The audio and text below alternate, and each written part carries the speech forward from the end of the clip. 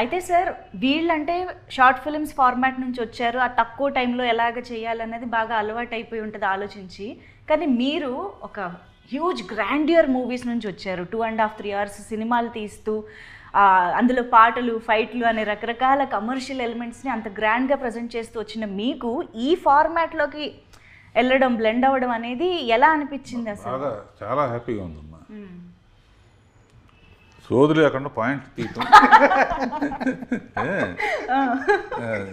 నేనేంటంటే వీళ్ళు భయపడకుండా ఉండటం కోసం అని చెప్పేసి నేను వాళ్ళతో నా ఆర్టిస్టులు రేపొద్దున ఆర్టిస్టులు అయిన తర్వాత డైరెక్టర్తో ఎలా ఉండాలి, లేకపోతే డైరెక్షన్ చేసినప్పుడు ఆర్టిస్ట్ని ఎట్లా చేయాలి, వాళ్ళ దగ్గర నుంచి నేను నేర్చుకుంటున్నాను, నా దగ్గర నుంచి వాళ్ళు నేర్చుకుంటున్నారు.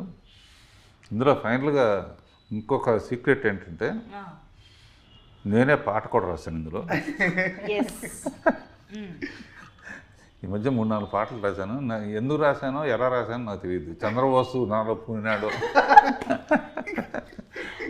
అంటే ఇప్పుడు ఆ పాట ఎలాంటి పాట, ఎప్పుడు వినబోతున్నాం? డైరెక్ట్గా 6th శ్రీరామనవమి నాడు రిలీజ్ అవటం కోయిన్సిడెన్స్.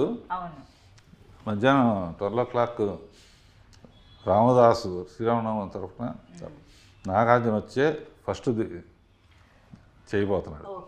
ఫస్ట్ లాంచ్ చేయటం.